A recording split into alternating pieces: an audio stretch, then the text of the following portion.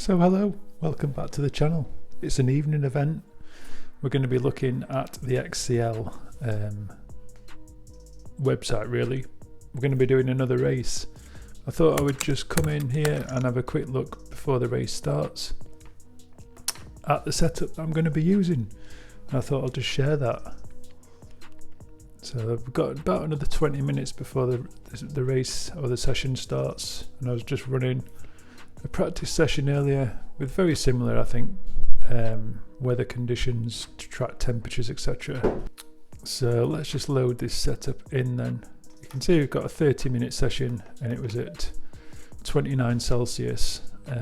Things that I'd point out, obviously I'm running this full maximum tow and it does feel like it adds some benefit, but I'm not quite sure what. Even running at -2, it seems to be just as good, but I seem to be quicker using it, so sometimes if it just feels quicker using it, just do that.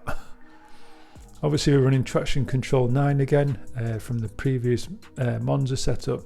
9 seems to work really well. There's no squirming around from the rear of the car. You can just plant the accelerator coming off the corners, and as per usual I am using the 1 and 9 thing that I'm doing quite a lot these days. 52 litres of fuel, and that should leave me 2 litres of fuel left in the tank.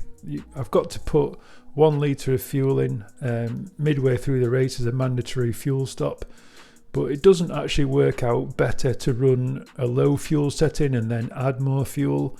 I think a 1 litre input of fuel is about 3.2 seconds or something like that. So say if you wanted to add, say, 15 litres of fuel, it soon starts to work its way up to about 8 seconds. So with this mandatory pit stop that's on the XCL setup of the game, it asks for a mandatory pit stop, and it's just quicker just to put 60 litres of fuel in and then just do a 1 litre fuel pit stop. Other key things to look at: the brake balance. I have fluctuated between 57 and 58, and only because through the middle portion of the circuit there's the very awkward right-handed, sort of like a double right-hander apex, where I really don't want the car to be oversteering using the brake pedal. So I would have liked to have brought this closer to the 56 that I was using at Monza, but it just doesn't seem to work well that way. Quite a stiff setup as well. Try and stop the car from bouncing around too much as we hit the curbs. It seems to be one of the nastiest things really at Imola is the curbs, issues with curbs. Touching a curb even, it really does unsettle the Ferrari. So we've tried to run, or I've tried to run, a really low bump stop range, so that obviously once we hit that bump stop range, it doesn't then continue to oscillate or bounce. It's quite just a deadening of the suspension really. But again, that can have detrimental effects really when you just smash into a curb, because it's just gonna throw the car up. There's very little suspension travel, so it's like a double-edged sword really. And the same at the rear of the car, just by bringing that bump stop range down just to try and stop the car bouncing around. I've slightly increased the preload more than I would normally do, just so it really does steady the car and it locks the differential as we come into some of the braking areas. I know it's sort of off throttle and through braking really where the differential is kind of more open, and then as soon as we start accelerating I'm assuming it closes and it locks out the tyres, the rear tyres together, so they're accelerating at the same time. It allows them less independency. Moving to the dampers, again using this higher bump than rebound, just gives the car more responsiveness at the front. And again, just a fast bump, obviously I've got double the rebound again to try and just sort of soften the car as it hits the bumps, and then really just get the suspension back down again so that it's ready for the next bump again, rather than it being a softer and more compliant rebound. That's my theory behind it anyway. I have tried it really soft, you know, something like this, and it just bounces all over the place. Really is hard to set up the car for attacking the curbs. Slight ride height adjustments. If we look at the aero variation as well, I'm using -4 at the bottom, and I did think about running something like this and lifting the front of the car, and if we drop the rear of the car, we can sort of start playing around with getting more we're up to -4, so we could lose some of the rear drag factor, but it just really does make the car unstable really. So I'm just going to load that setup back in just so that I know there's nothing wrong, but that's the setup that we're using. I've not particularly opened the brake ducts any further. I think trying to keep the tyres at a good temperature with brake ducts at 2 and the front ones at 3. So that's the setup we're using, and hopefully it fares well in the race. I'm hoping just to pit stop right near the end of the session, but you never know. If you take a bit of damage early on in the session, you might have to come in and do an early pit stop. So I've just made sure, I think 26.6, I'll just make sure my tyres are very similar. 26.6, 26.0 on that front corner, 26.2, so they're all right. We've got 1 litre of fuel that's going to go in the car, and again I'll just save that. So our preset's ready to just dial in as we go into the lobby. So yeah, join me shortly for the race. So I'll just start recording. As you can see, practice went well. Top 3.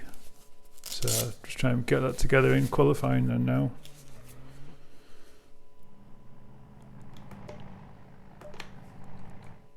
$20 litres of fuel in.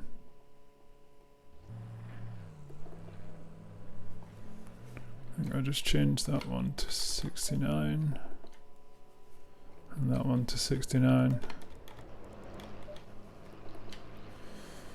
It's just going to be not making mistakes. That's going to be the main point. Everyone's heading out to do the qualifying then now. Just trying to find a gap. How many drivers have we got in? 26 drivers. So everyone trying to get a position to get out there and run some clean air.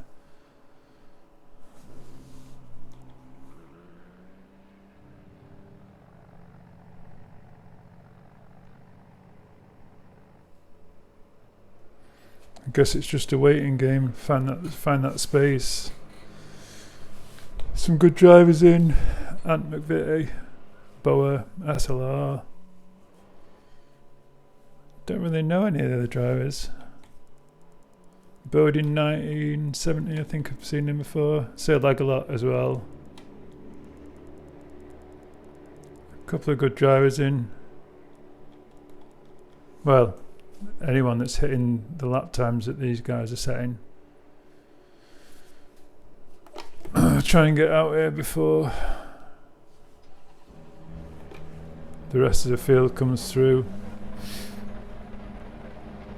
Try and find a space somewhere.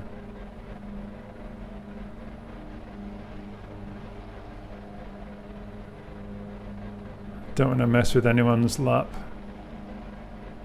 Maybe out just after this number 12.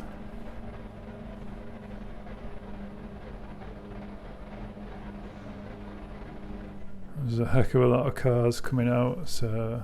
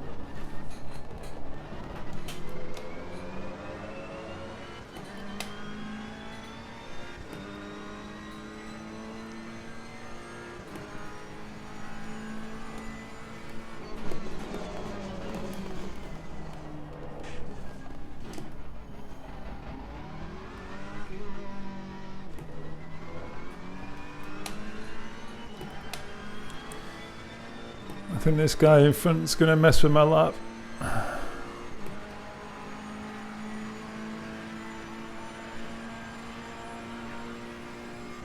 Still not quite got good tyre pressures.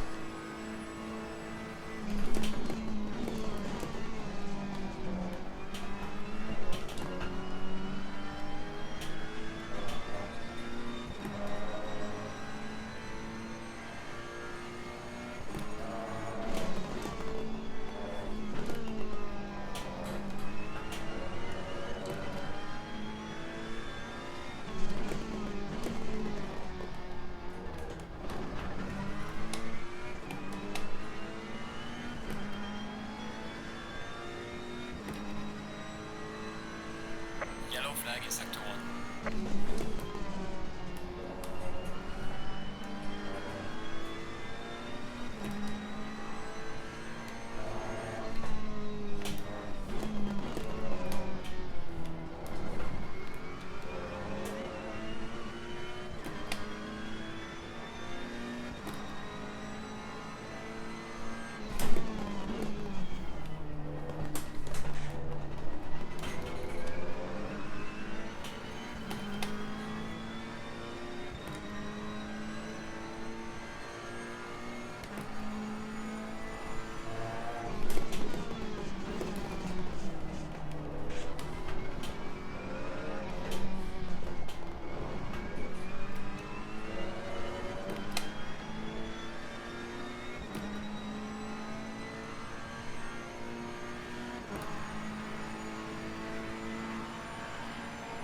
Well done, mate. This has been your personal best.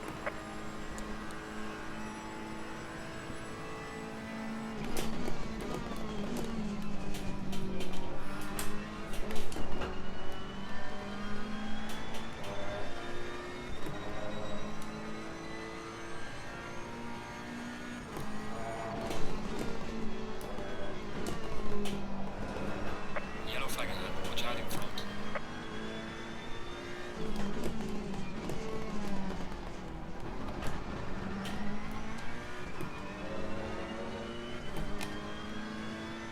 Yellow flag in sector 3.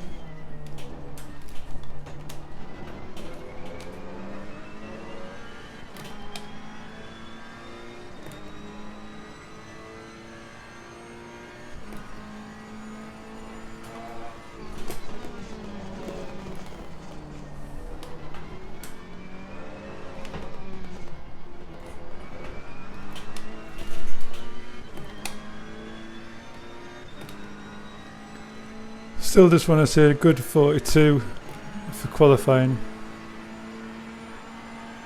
Well done, mate. Personal fastest lap.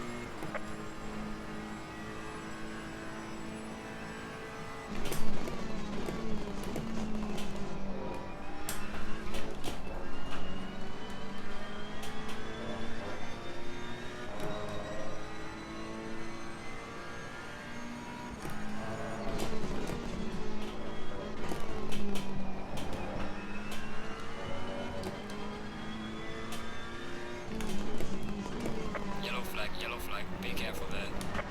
Yellow flag in sector 3.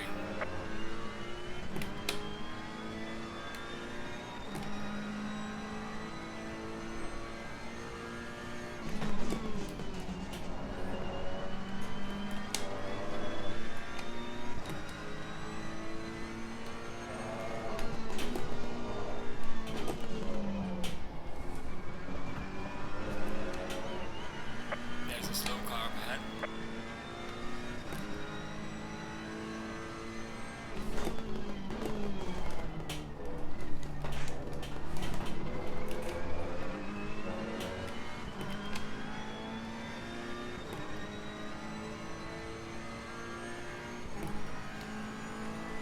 Slow car ahead.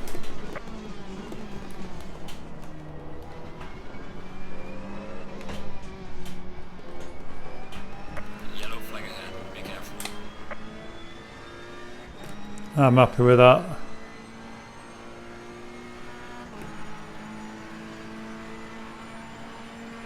Well done, mate. The fastest step so far. Yellow flag ahead. Watch out.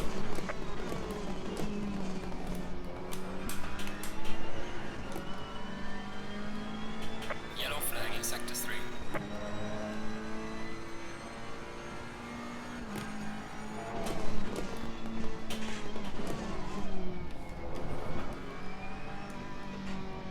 There's a slow car up ahead.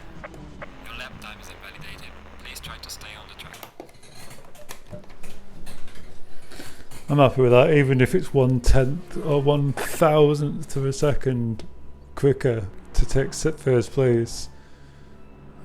I'm happy with that against the BMW. I'd rather just get on with my setup. Make sure I've got 52 litres in.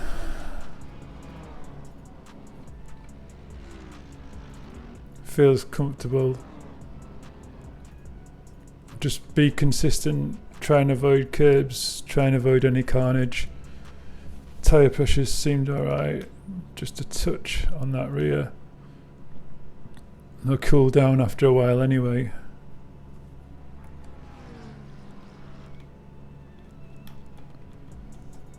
Let's save that.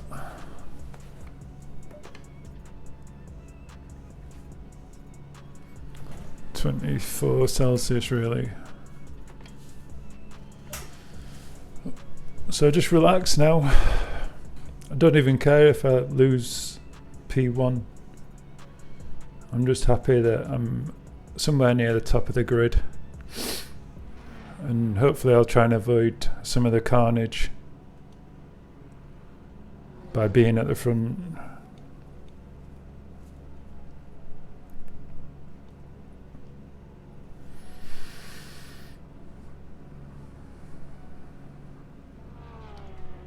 Yellow 30 flag in minutes sector is a 3. long time on this circuit with a lot of errors possible.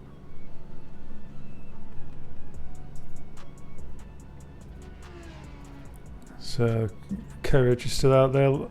Oh, Sir Lagalot's put in a good lap time as well. Some lower lap times.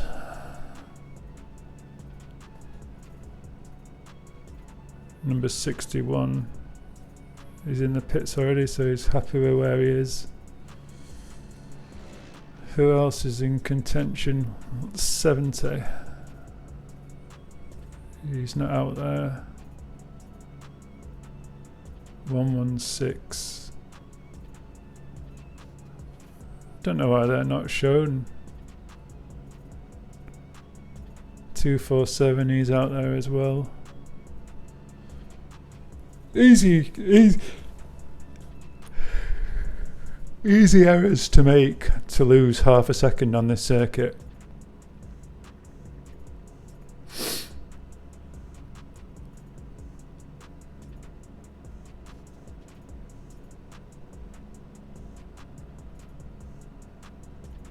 Not very many overtaking spots either. I did try running a lower downforce setup, but it doesn't make you any quicker really. You kind of lose acceleration.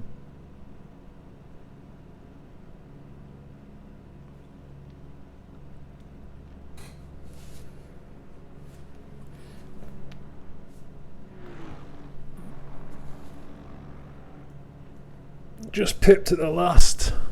Well done, Easel. Well done, mate. Good to be up at the top anyway.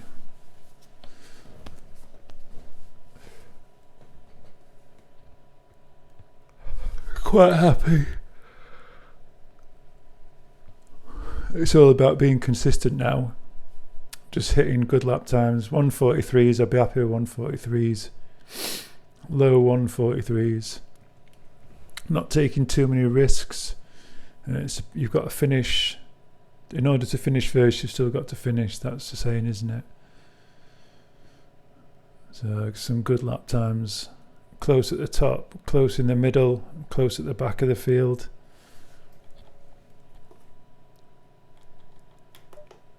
Just looking at the timetable there. Just quicker. Yeah. So mandatory refuel. 2 minutes to go.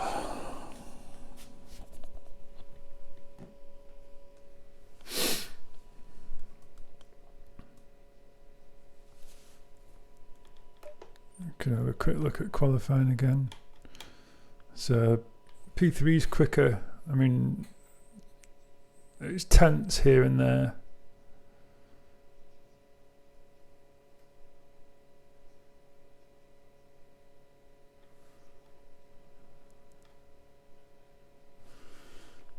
Yeah, it should be good. Fingers crossed there's not too much contact.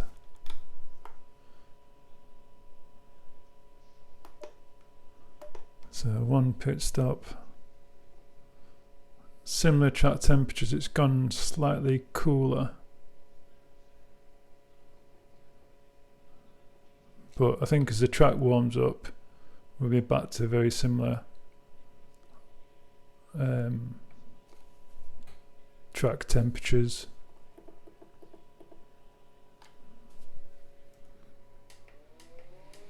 I'll just turn my fan off for a minute. Quite cool. Let's get ready. Quite happy to go to the grid and just sort my fuel strategy out. Get rid of that. 1 litre of fuel. Hopefully not going to take any damage.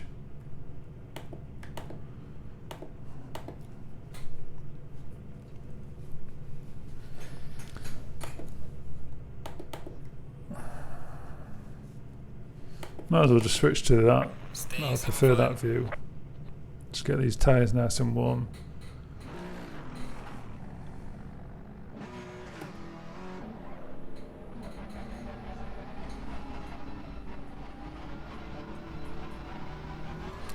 So as the race gets underway then, we're going to come on and I'll just do some audio commentary above the video.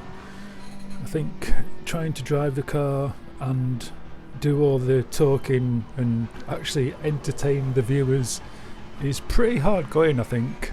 So for anyone that actually does do the live streaming and actually holds a good conversation while they're actually taking part in a race, I think they're either probably doing themselves a disservice during the race or they're just very talented. I often wonder whether it's people that can actually sing and play guitar that are probably quite good at talking over a video and actually driving. Just changing my brake balance, try and roll my rear tyres. Obviously, as Jay mentioned then, I was just trying to move the brake balance to the rear of the car.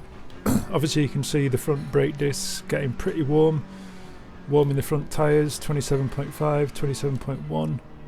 But the rear tyres really do seem to be struggling to hold any sort of temperature. I think the track temperature is probably down at about 18 degrees, 20 degrees if I remember rightly.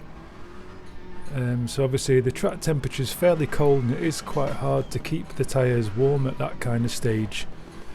As you can see in the setup that we did earlier and we're looking over at, you could see that the brake ducts are fairly closed in order to try and keep the temperatures in the tyre. I think I did run a session earlier with slightly wider brake ducts and the tyre temperatures seem to be struggling at around 70-80 degrees. I really want to be seeing them at around 90 to just under 100 degrees really. Never really over 100 degrees, but around that 90 degree spot is where the tyres are going to probably perform best. So just making sure I'd readjusted the brake balance back to 57 that we're going to be using for the entire race. I guess I could swap and change the brake balance as we come down through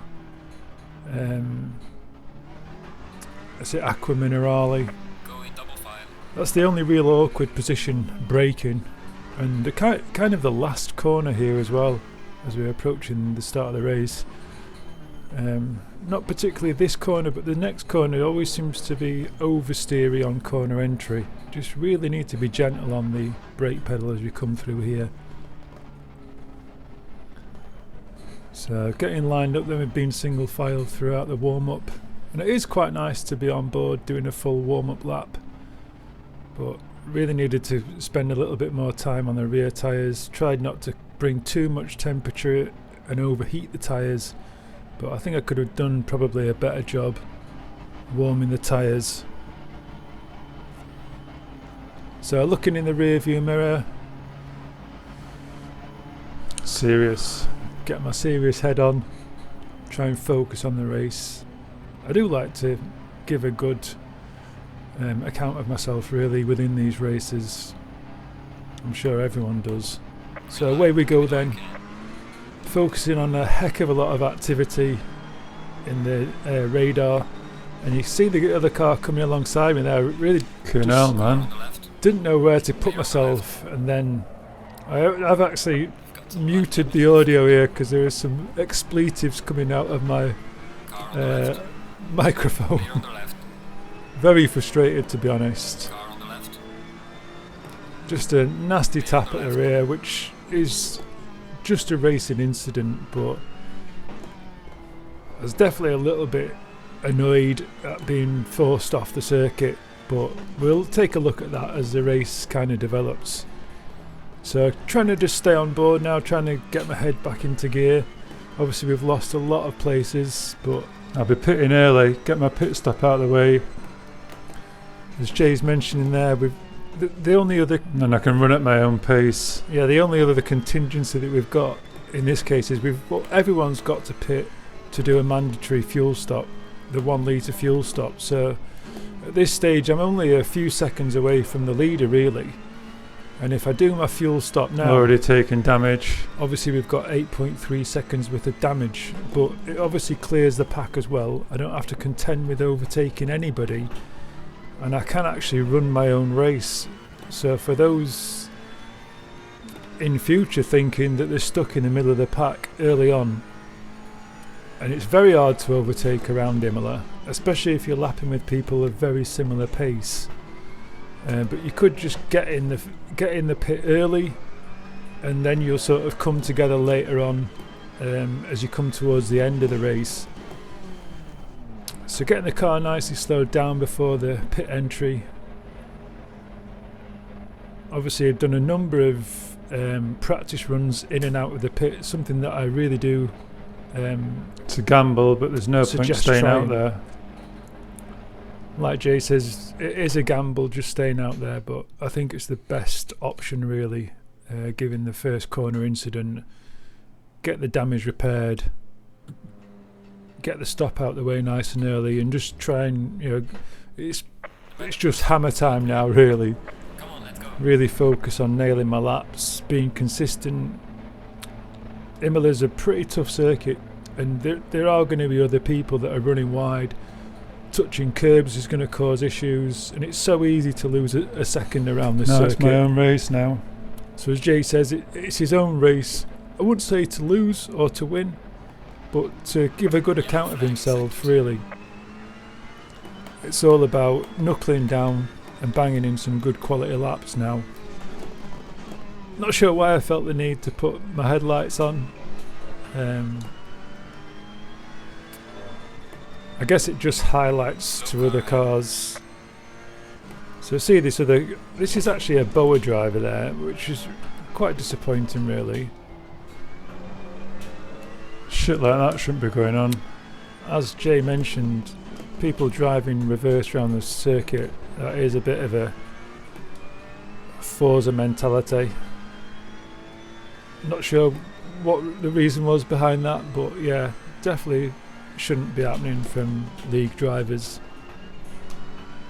Slap on the wrist, Bosa. Is it Bosa? Bosa.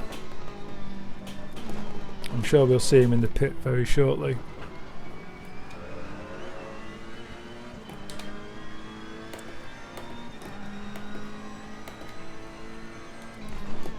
So I was kind of just looking at the leaderboard I've brought up there on the bottom left. It shows that I've obviously done my stop with green, and the other guys have still yet to do another stop with the one in the yellow. Never even noticed just here. I was so frustrated. Come on, Jay. Severe damage on the front of the car. If you look down at the traction control, I did actually have this on 1, so it's totally caught me out as I've applied the accelerator. Usually it would be a 9 for that corner. So I've literally just thrown the race away completely now. Utterly frustrated. This is what happens when you're using traction control and then you turn it off. 24 seconds worth of damage. Jesus Christ. And you can hear that frustration in my voice, you really can. And then this puts me back in the middle of the pack again. Just see the whole pack coming round. This is what happens when you swap between TC1 and TC9. I just forget. And it really is a few tenths. So frustrating. A few tenths that you can make around the lap, really, going from 1 to 9. And we're right in the middle of this pack again now. But you definitely can't make up 24 seconds using that technique. I think it helps. There really was a chance of winning that, and now it's just taking part. I'm not sure whether there is a chance of winning it, especially looking at the lap times that other guys are putting in, but I certainly think being nowhere making 24 seconds up, being up the sharper end of the grid was definitely achievable. So you can see the Porsche driver using the rear view mirror. It's the Aston Martin driver actually. Yellow flag, be careful there. So very early on, you've seen a number of drivers off on the right hand side there, so it's definitely all to go for. Certainly don't think yourself out of contention if you get an early pit stop. And just battling with that driver is so important to clear him very early on, because I will end up battling with that driver actually for position later in the race. And if he'd kept me behind, he's just destroying. Just don't bother using that traction control 9. Destroying any chance 1 and 9 of me actually making places up. So Jay just mentioning then, I think using the TC1 to TC9's a great idea. We'll just come back on board then, look at this replay from lap 1, and you can see I've just got nowhere to go unless I'm going to have contact with the other driver and sort of push him off left, and then just taking that little tap from the Porsche driver there. Again, coming on board with the other driver in the BMW, and I'm not even sure whether he's got his radar on at all to know whether I'm there or whether he knows he's pushing me wide. And it's almost very Michael Schumacher-esque to just sort of push someone off the circuit. And yes, I could brake, I could sort of give up the place, but I did want to come on board just to see if he actually pushes me wide on purpose, but he's always steering left. So I just think he doesn't realise where I am, to be honest. It's just one of those first corner incidents.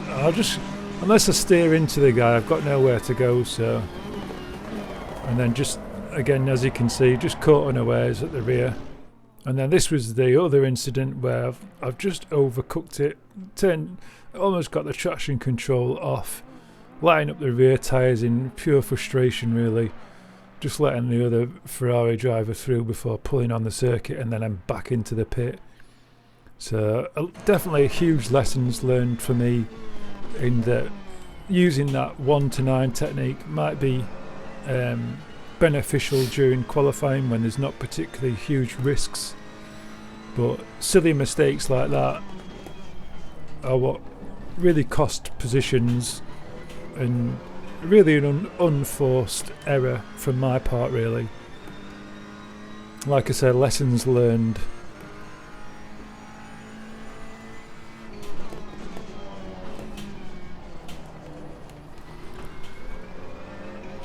So one of the other things that having kind of watched this replay back, and I'm always in the process of trying to... Number of guys going to be in the pit, I think, through this race. Trying to better myself really as a driver.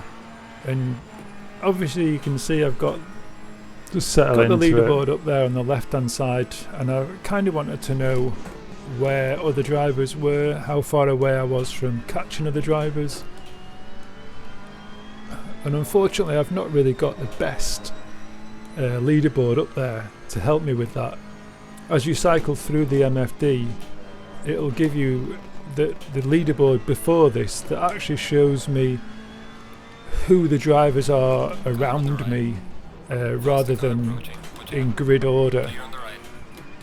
Obviously overtaking Misano there, something like that anyway.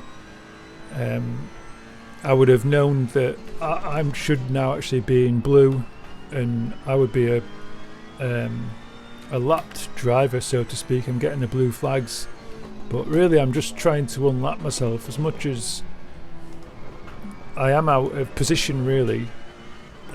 If I chose to do my pit stop, I could actually still be in the same position, so as much as I might be a blue flag driver, I am actually trying to make my way through the pack.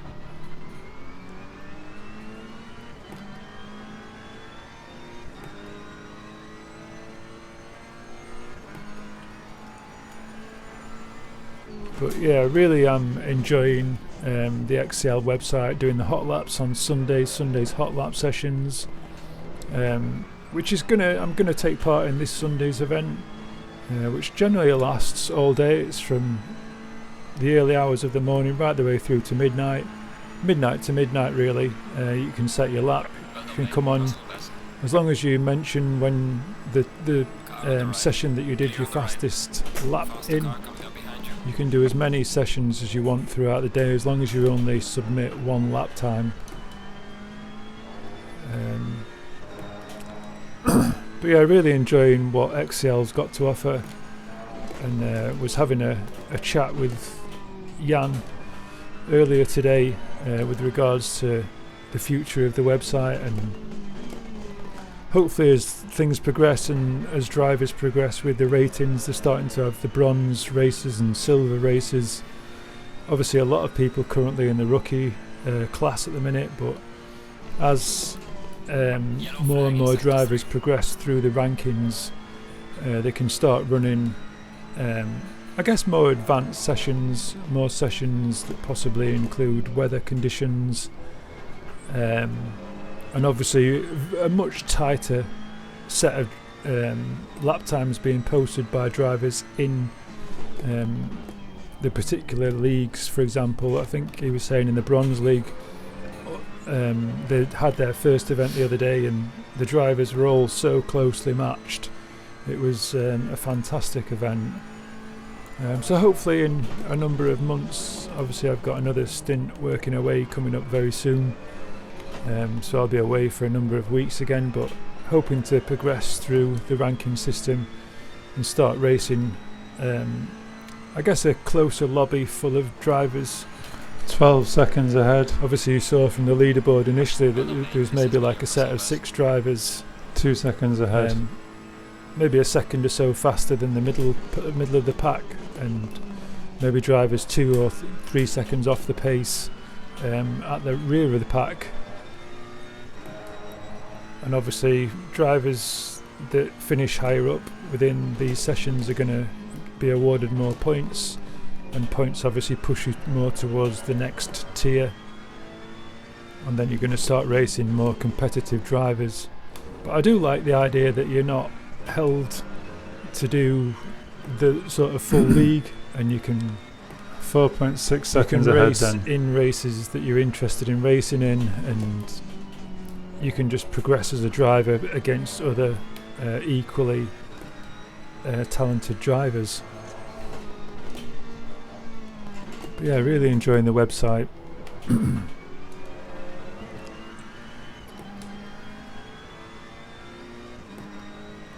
But yeah, obviously looking at the tyre pressures, pretty good. Slightly lower than I would have liked on the front of the car. The car I don't think particularly suffers with any sort of understeer really. Maybe they could have risen a little bit, maybe 27.7s. Quite happy at the rear of the car. But as you can see, just getting caught out. Very oversteery that corner. I really don't know why it seems to be much different. Too much thinking, just drive. Obviously Jay just trying to look at lap times, where he might be, and just trying to think about doing too much other than just focus on driving now. There's nothing else that I can do to make my situation any better than it is, and all I need to be looking at is banging in better lap times, focusing on that delta in the top left, and just try and better my lap by lap. But the Ferrari really doesn't run particularly well over the curbs. Really always trying to avoid the curbs so much. Really didn't find a sweet spot with the suspension setup. I know if we look at the only current special event that we've got, and we've probably had for over a year now, running the Mercedes, they are night and day across the curbs. And I think, I forget the name of the guy that's going to win this race, but he soon comes upon me in the Mercedes, literally through this chicane. And the speed difference, as much as it's a very poor example to be honest, because I really do take that chicane badly, at the same time he probably takes it quite good, but the speed difference coming off there is so different.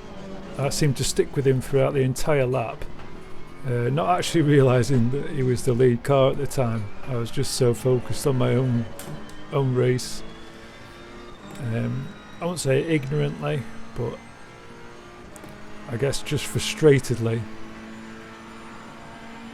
Well done, mate. But yeah, he does come up at me at some pace, but I managed to stick with him throughout the entire lap apart from through that chicane. But just looking at the Boa driver then, Boa Basso, just down the bottom, you can see he's got the disqualification, and I'm assuming that's for going the wrong way around the circuit. Even in a practice session I was in the other day, I just wanted to, I'd messed up the first corner, or the last corner on the lap, to get a good start, so I just started to reverse in my own personal practice session, and ended up getting black flagged for reversing about 10 metres on the circuit. So I do love how realistic this is as a game on Xbox. And another fellow driver in the Facebook group was mentioning that he was still getting sort of screen stuttering. Obviously I'm running here on the Series X, and I don't see that at all. Whether it's with the settings that I'm running on it's a 4K monitor, but primarily I run it at 1440p, 120 Hz. It is a setting within the Xbox console itself. You can choose if you've got a 1440p option on your monitor, and it does offer a frame rate of 120 frames in the top left corner. You don't actually see it on screen, and I'm sure it's probably not running at 120 frames, but that seems to be the solid figure in the top left, and unless you start switching between menus, and it kind of drops to about 100 or so, but during gameplay it is at a constant 120, but I'm sure it's just running more like a solid 60 frames at 1440p. So a much better exit off the corner there, and probably one of the only clean overtakes on the circuit through the twisty section. Just running slightly wide there, but very much not messing around with the traction control now. Having had that early off, I think I've just resided my fact to just being consistent with traction control 9, which doesn't trigger that often. On the dashboard, just on the right hand side of the display section, you can see that there's a traction control light that flickers on and off, as you can see there, just a tiny flicker. It does, as you bounce over some of the curbs, it does light up again. Obviously it is having some input. Slow car ahead. You see coming off the corner there, it's limiting the acceleration, which is why I do go to traction control 1 off some of the corners.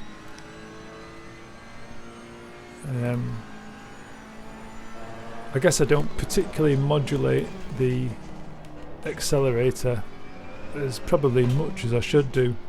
I really do enjoy, just as much as it's probably a progressive application of the pedal, I do like to just get the power down.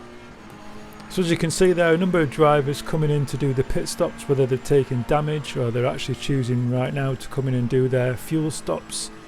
But it did sort of give me a little bit more confidence in the fact that there are drivers that I'm seeing around the circuit going off in various areas, and I am catching a fair bit of traffic here and there, to try and think that later on down the line I might stand a chance of picking up some positions. MRC there running wide. I think he's run wide in a number of occasions now, so I'm kind of hoping that we're probably on the same lap. I really do wish that I'd chosen the other leaderboard on the bottom left there, so I could actually see who is on the same lap as me and whether my name's lit up in blue at any point.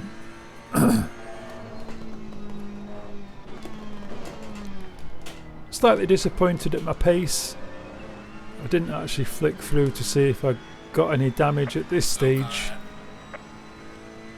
but I was kind of hoping to be lapping. Oh. Horrible through that chicane. I think if you hit the first curb carrying too much speed, it really does unsettle the car for the next curb. I think as long as you're hitting it around 100 kph, it does handle the second curb much better. But I would like to have been hitting, don't even know if I'm on the same lap as people, 142.8 or something like that in this session. Really not sure where I'm losing so much lap time, to be honest. Hopefully it isn't through the traction control 1, traction control 9 issue. It just shows you how effective it probably is if that is the case. I wish I'd actually done one of my laps actually using, just to see what the difference was.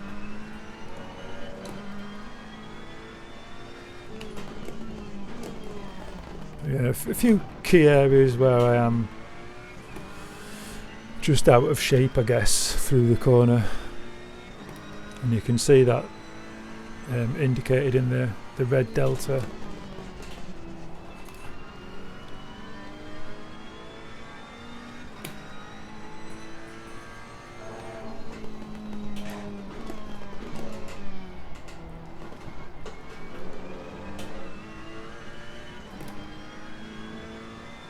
So 9 more minutes left of the race.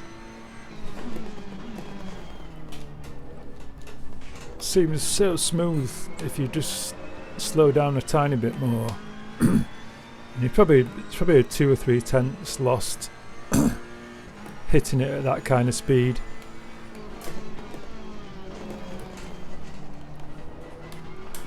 Well, I think as long as you're getting the second portion of the corner better, it allows you a better exit rather than carrying too much speed on the entry to the corner or the chicane. So I really do wonder, the guy pulling out just ahead there, if I am actually on the same lap.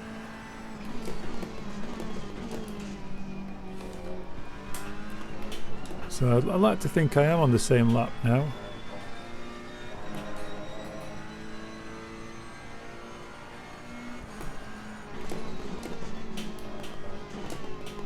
I do love that section of corners. It's got such a nice flow to it.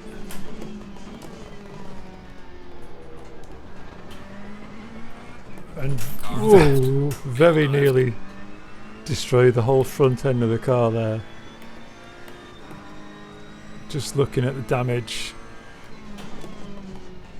Must have took a tiny tap of him. You see it was 32.4, so 2.4 seconds worth of damage. And I should really have it on this this view, the leaderboard, that's what I should be on.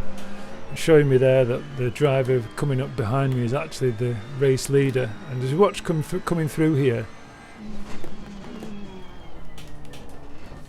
not particularly too bad, but the car gets out of shape on the exit, and you see, I'm going to see his name in a minute, Ant something. Car on the left. Clear on the left. Ant McVitie. I really wasn't sure whether we were actually racing for position. I should be looking at the lap map on the left hand side to see that he has actually the triangled car, the race leader. But as you'll see, I'm very much pushing Ant through these first couple of corners. And he is very much in my way on the exit here. Definitely carrying way more speed than him. But I think I've realised he is actually the race leader at this point, and obviously not wanting to cause any incidents. Few issues with the audio, as you can hear. I do get this from time to time. It always feels like when I'm on a good lap, it does settle itself down.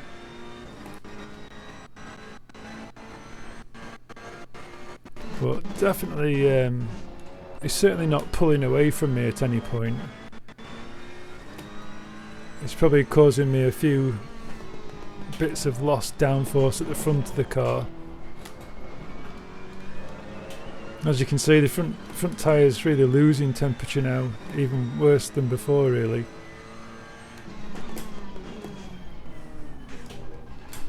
Not particularly my best entry exit, but as you can see, it's the only section really where he's definitely pulled a considerable gap just through one chicane. So you imagine that through the entire lap. If he was doing that for 16 laps, you can imagine the gap that's building between us. So yeah, it really does handle the curbs poorly here at Imola, the Ferrari. And the Mercedes likewise does handle it much better. I thought he might end up having a bit of a tussle here with the BMW, but he very kindly gets out of the way and gets right in my way. But I'm not actually, you can see there, we might actually be racing for position with the other driver that was in between us, I think taking his stop and go penalty. I think it'll show at the next speed trap. And I am actually in front of Bodie. But the BMW definitely very mighty at the moment.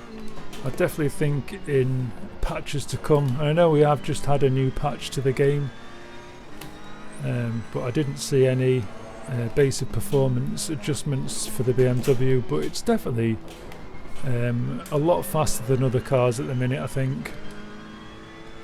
I think having spent a number of laps at Monza just recently in the last video, it's a good half a second quicker, and that's very apparent with the number of drivers using the car at the minute. I think just through choice, I'd rather not be in the BMW setting fastest lap times. I kind of feel it's a little bit unfair at the moment. But if you are eager to exploit that fact, why not?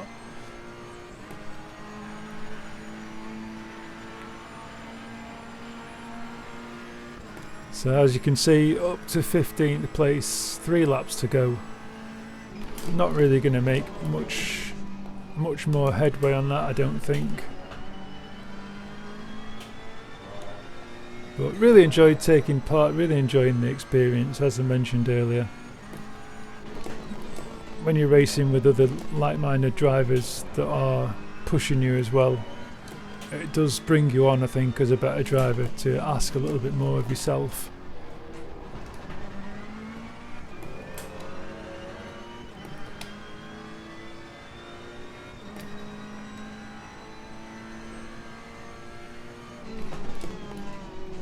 I'm sure if you're a new driver as well coming to the game, or if you're driving the Ferrari as well at the moment, just remember to change that engine map to 1 in the default setup. The aggressive setup actually has it set at number 3, which is an error on their part really. And again, if you're not using the radar map, definitely recommend using it for cars around you. It's just the spotter. So obviously we can see we've got Cortado up ahead, that we had to get past him really early on in the race, and we're going to come up against him now on this last lap, actually for position. So really important I got past him earlier. You never know who you're going to be racing against later in the race, especially if you're kind of out of position. But yeah, using that radar map whenever they're out of sight and there's cars around you, at least you've got an idea where they are. Definitely something worth enabling. So the last lap of the race then.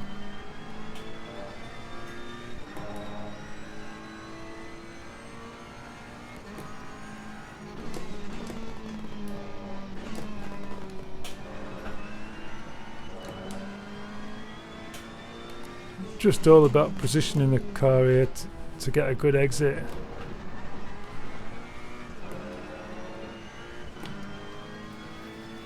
There's a slow car ahead.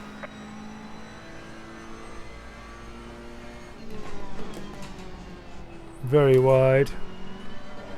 I think just losing a bit of downforce from the car in front.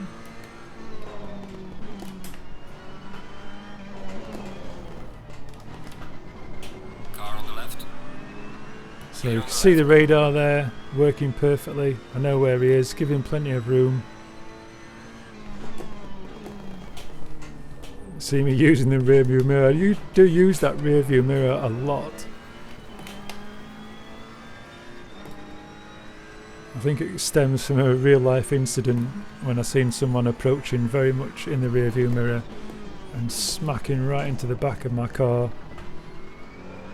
Very aware of what's in front and what's behind a lot of the time in real world driving. So not particularly an enjoyable event for myself, just due to the first corner incident, but still really enjoying the competition.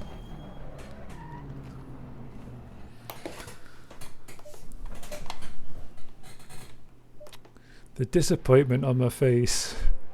Ooh. Just doing the obligatory save replays. Well, what can I say? Pretty terrible, to be fair. Hopefully we'll see longer replays. I think the initial issue was just going into turn 1, to be honest. Just absolutely nowhere for me to go. Yep, we've had a good look at it, Jay.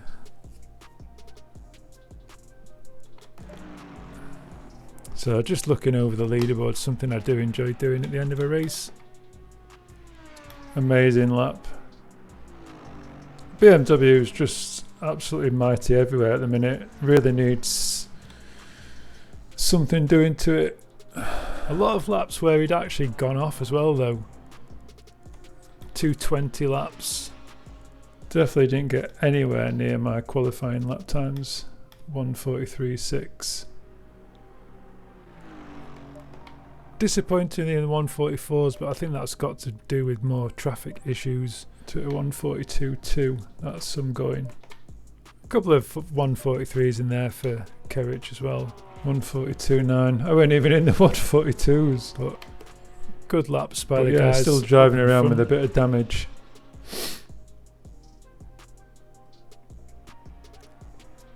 Yeah, pretty disappointing.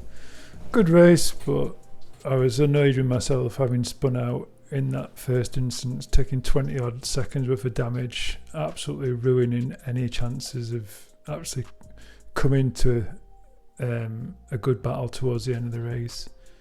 But yeah, hope you enjoyed the race. Ciao for now.